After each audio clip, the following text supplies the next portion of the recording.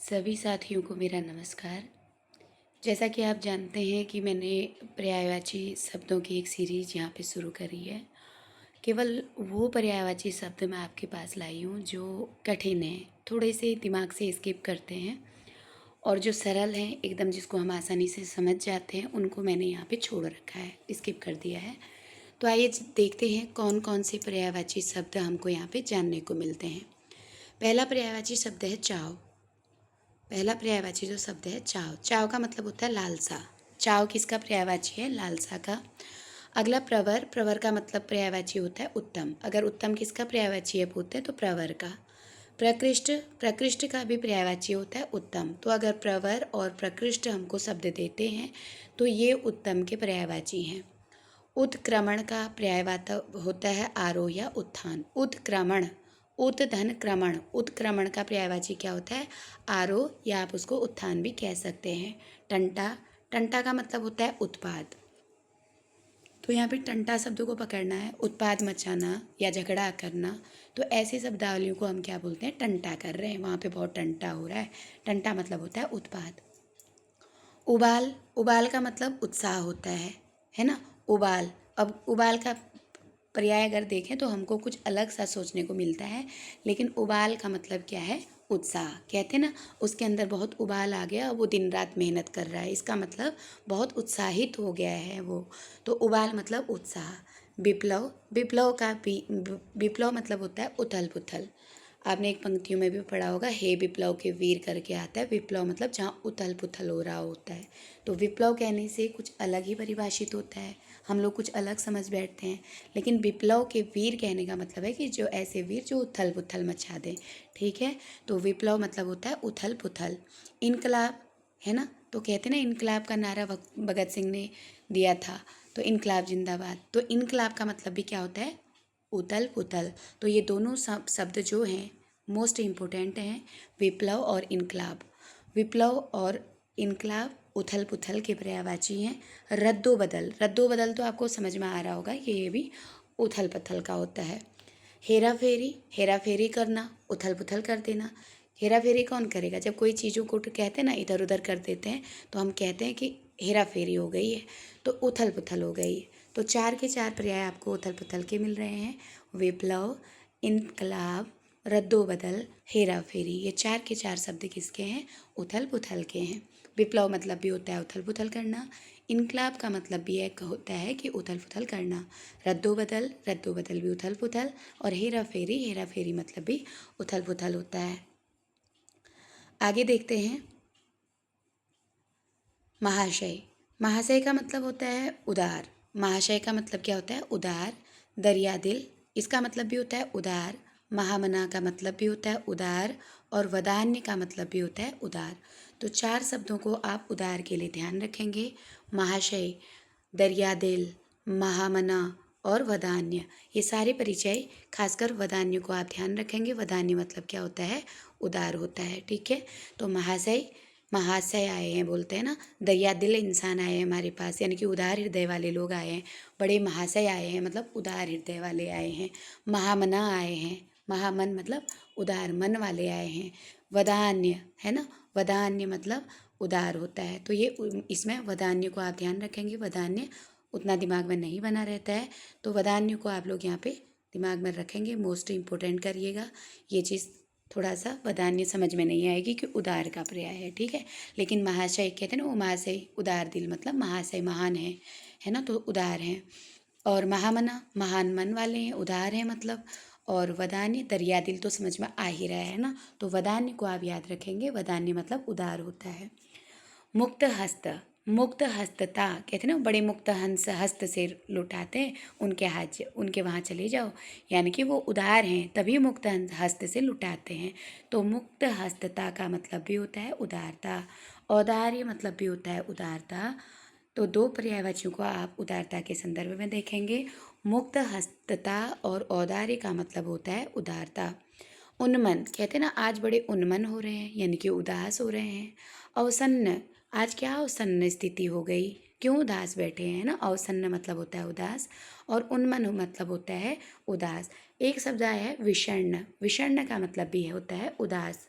ठीक है, ध्यान रखेंगे। उन्मन मतलब मन कहीं भी ना लग रहा हो तो यानी कि उदास है, उन्मन। उन्मन मतलब उदास। अवसन्न है ना, अवधन सन्न, अवसन्न मतलब उदास। विषण्ण का मतलब होता है उदास, तीन का मतलब उदास हो गया, ठीक है। तो उन्मन, अवसन्न, विषण्ण का मतलब उदास से होता है। विरक्त कहते हैं ना, वो घर ये चीज़ों से विरक्ति ले ली यानी कि उदासीन हो गया। निस्पृह, निस्पृह मतलब भी होता है उदासीन।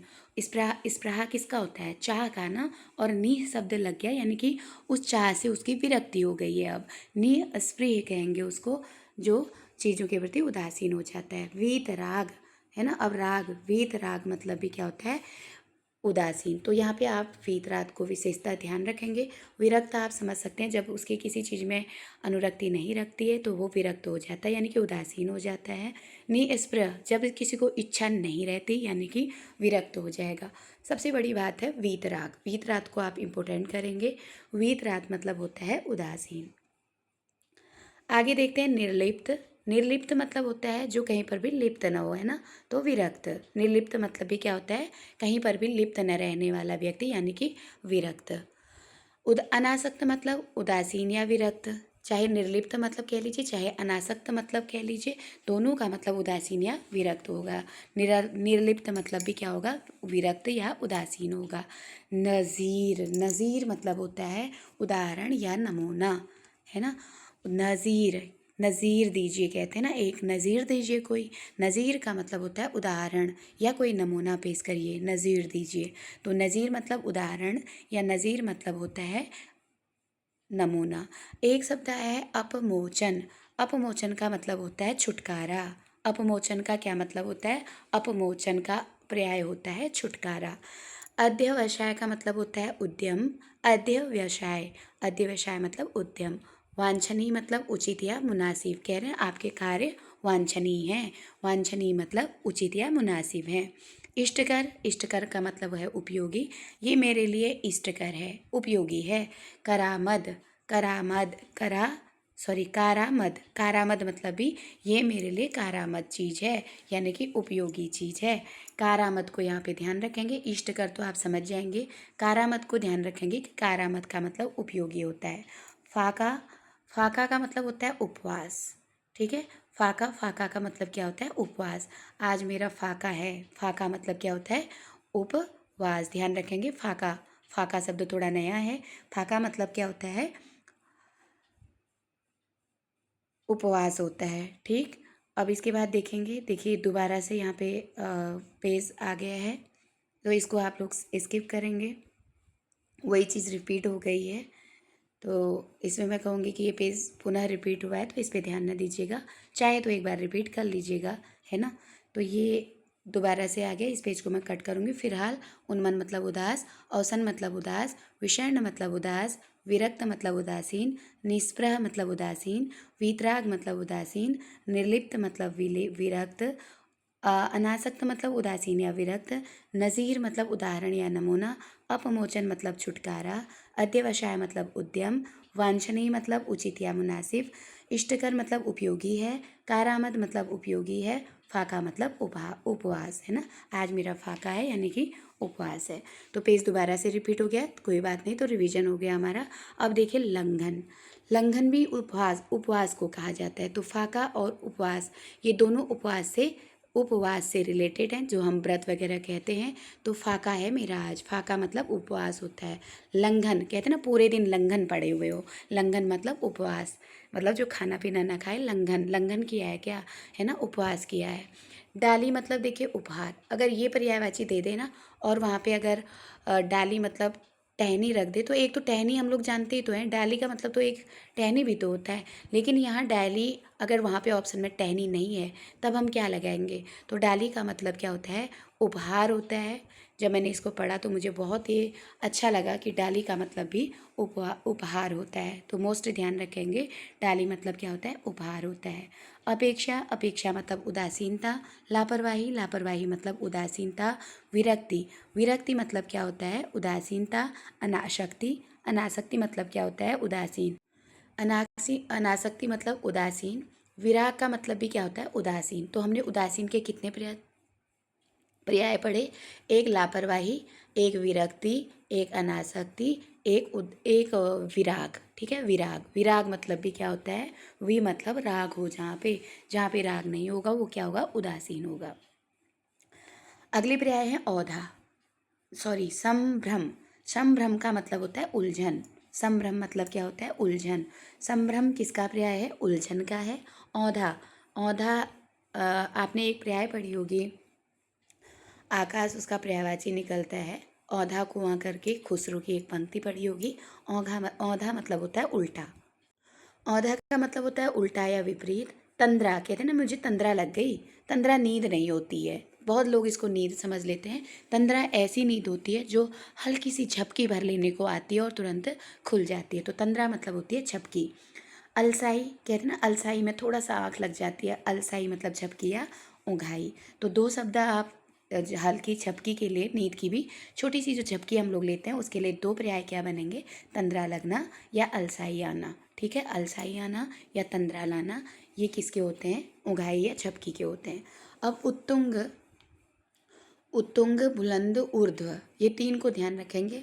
उत्तुंग, बुलंद और ऊर्ध्व, ये तीनों पर्याय किसके हैं, ऊंचा के। ठीक है, उत्तुंग मतलब होता है ऊंचा, बुलंद मतलब होता है ऊंचा, ऊर्ध्व मतलब होता है ऊंचा। तो ध्यान रखेंगे, उत्तुंग, बुलंद और ऊर्ध्व का किसका पर्याय है, तो ये ऊंचा का है। अब है बीहड़, ऊबड़ खाबड़। बीहड़, बीहड़ मतलब क्या होता है, बीहड़ मतलब होता है,